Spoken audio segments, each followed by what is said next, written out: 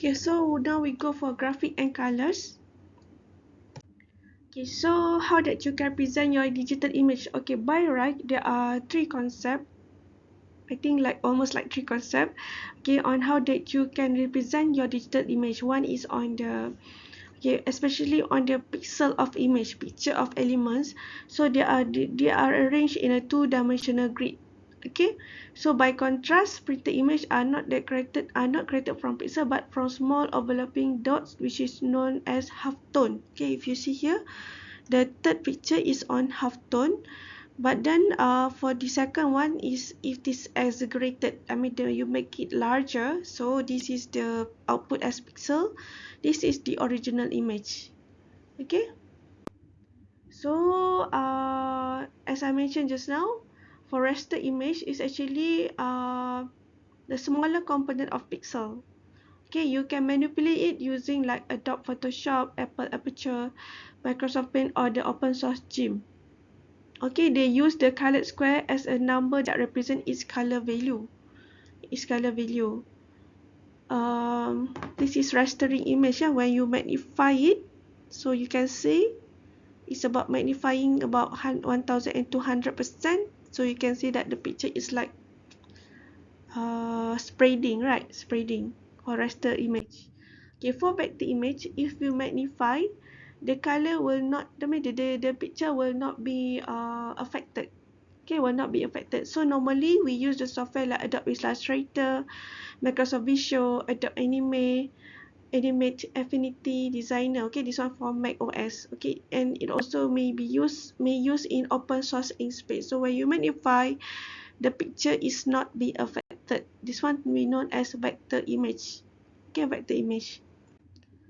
Okay, resizing raster image. So you can compare between raster image whereby the pixel is like spreading, right? Spreading and not clear. But then if using the vector image, even though that you enlarge for 100%, the picture is still there. It can still be clear lah. I mean, when you view it's still like the same original image. Okay. Okay, so there are three types of color model, which is RGB, CMYK, and HSL. So if you see about RGB, they are comprised of three colors, main colors, which is red, green, and blue. But then if we make it together for the whole color, okay, that three colors, they will give the white color in the middle. Okay, so that's why it is called as additive color. Okay, but for the CMYK, if you combine this yellow, blue, and purple, you may get the black color in the middle. Okay, so we known this one also as a subtractive color. Then HSL. Okay, HSL is actually comprised about color components. Okay, we have three color components, which is hue, saturation, and lightness. So this is lightness. Okay, hue, what we generally refer to as color. Saturation is the intensity of a color, and lightness is the brightness. Okay, kalau you tengok kat sini red, lepas tu dia ada macam not that dark red, right? And then dia punya warna dia akan makin berkurang sampai warna tu menghampiri putih. Okay, this is HSL. Okay, opacity pula. Opacity ni dia bermula daripada range 0 hingga 1.0. Okay, kalau you tengok 0.25, the green color tu nampak macam very shallow kan. Dia tak berapa clear sangat. So kalau katakan menghampiri 1.0 ataupun 100, is actually opaque.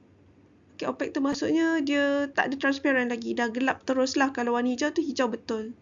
Okay, kalau warna merah pun very red lah, red color. But then if like if dia punya opacity tu 0.25 ataupun 0.5, you akan nampak warna dia macam tak berapa jelas. Okay, jarang-jarang. So that's one is referring to the opacity yang memang kita gunakan inside the CSS. Okay, this is opacity using CSS. So you may check on the opacity here by adjusting based on the numbers in term point form. Okay, ataupun you boleh letak sebagai luminosity. Okay, opacity and luminosity. Okay. Okay, gradient pula lebih kepada campuran color. Okay, mixing of colors. Okay, we make a transition between two or more colors. You may use the background image property also. So if you see inside the CSS script, ada yang gradient punya wording ni kan, gradient wording ni. Okay, image concept. Okay, about image concept, there are numbers of other concepts that you should be familiar with in order to fully understand digital media, which is color depth, image size, and display resolution. For color depth, is more on dithering. For image size, is how that you interpolate, and display resolution. This is the image concept. So the color depth here refers to the maximum number of possible color that an image can contain. So for raster image, this value is determined by the number of bits used to represent the color of tone. Okay, color of tones. For raster image, this value is determined by the number of bits used to represent the color or tone information for each pixel. So kat sini you nampak kan warna macam a little bit like orange kan. So kat sini dia punya berapa dia punya color depth dia based on the number 8-bit red, 8-bit green, 8-bit blue. So this is for 24-bit and this is for the 8-bit color. Okay, maximum color yang boleh wujud lah dalam satu-satu image tu. Okay, color depth tu, the more bit used to represent color, the more possible color on image can contain. Kalau 8 bits, they may contain 256 colors, but for 24 bits, may contain 16.8 colors. Okay, most LCD method are only displayed for 18 bits display device and use dithering to create the illusion of more color. Okay, color depth.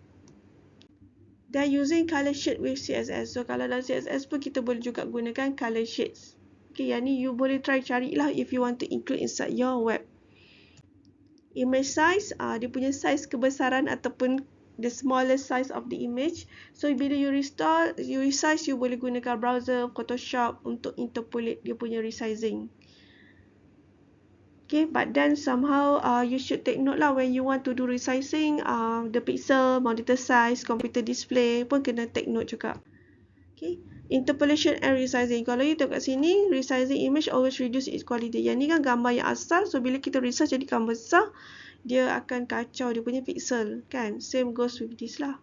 Yang ni tak nampak sangat lah. Mungkin sebab dia punya asal pixel itu besar, cuma you nak resize sahaja. So it will not make much change. But then if the size is small, but then you want to make it larger, so the picture akan lari lah. Dia punya pecah-pecah dia punya pixel tu.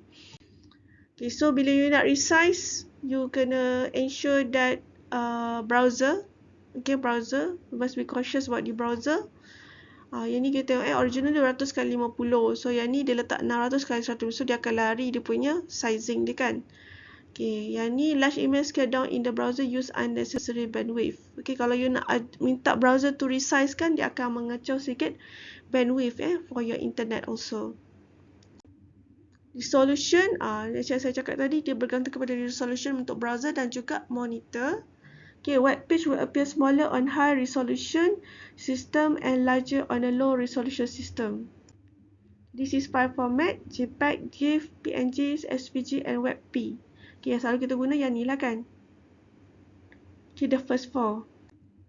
Okay, yang JPEG ni saya rasa you all boleh baca sendiri kan. Okay, 24-bit color. Contoh-contoh JPEG. GIF.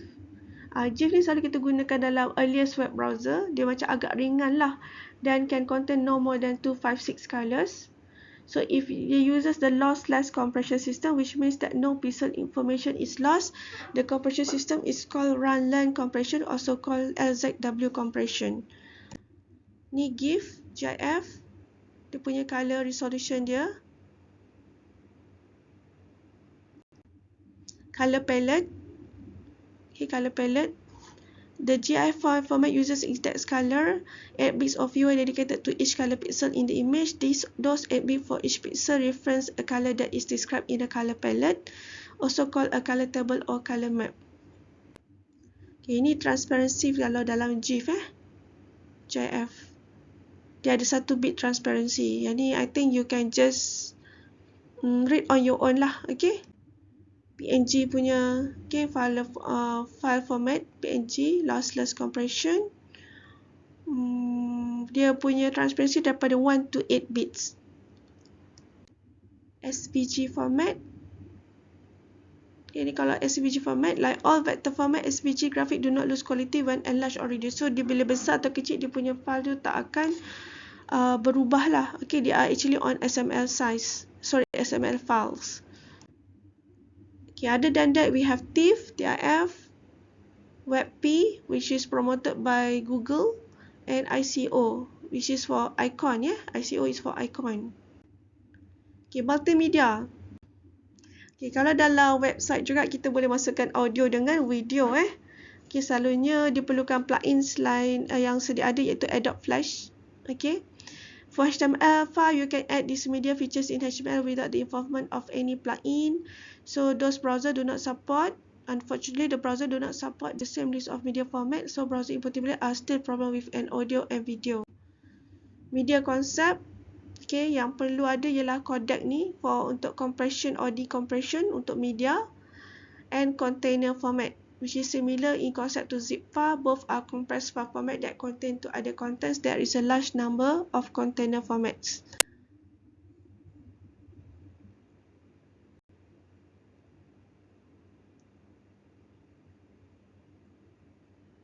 Okay, media encoding and containers. Okay, yang ni ialah lebih kepada untuk video dengan audio juga. Okay, selalu yang kita tengok ialah inilah H264 AAC kan. Yang Theora Video Vorbis ni saya jarang guna lah, tak pernah jumpa. Tapi yang 264 NAC ni ialah dia punya encoding yang quite famous lah ya. Just take note. Browser video support, make sure that dalam WebView juga boleh support untuk ni lah, those kind of video. Okay, for you to play the video, right? So MP4 should they contain with H264 video and AAC video. Dia punya format ialah MP4 or M4V file extension. Kalau yang WebM ni, dia punya file extension ialah yang ni. Dan juga OGG. OGG ni pun quite famous juga. Okay, so just take note lah untuk video support. Video element. Ni kalau you nak includekan video dalam you punya website. Okay, how that you can connect. How that you can upload using this. Okay, this is the syntax lah. HTML5 make this reasonably painless procedure. Painless. Okay, tak menyakitkan lah, senang. Okay, so this is audio support. Yang tadi tu video yang ni untuk audio MP3, Wave, OGG, Web and M4. MP4 pun juga. Okay, tapi what is the codec in use tu, you should take note lah. Okay. Senang je, just for your knowledge. Okay, audio element. This is how that you write for the audio element. Navigation. Okay, make your site easy to navigate. Provide clear navigation in same location on each page. Post comment across top or down left side. Navigation bars, breadcrumb navigation, using graphic for navigation, dynamic, sitemap. Okay, yang ni semua kita letak dalam kita punya website lah. Macam mana you nak navigate antara satu-satu page dan nak patah balik kepada page yang asal. Okay. Yang ni lah antara gunakan drop down list. Okay, this one you can do on your design and CSS. Responsive web design. Web design is about creating web pages that look good on all devices. A responsive web design will automatically adjust for different screen size and viewport. Of course, while you designing, you kena cater different kind of platform. Monitor laptop, monitor desktop, even dalam phone, tablet juga. Okay, using HTML and CSS automatically resize, hide and shrink or enlarge a website to make it look good on all devices. Desktop, tablet and phone, free and easy way using the framework. The two popular CSS framework offer responsive design like W3 CSS and Bootstrap. Selalu saya guna ialah CSS lah. Bootstrap saya tak pernah guna, tapi you boleh cuba explore.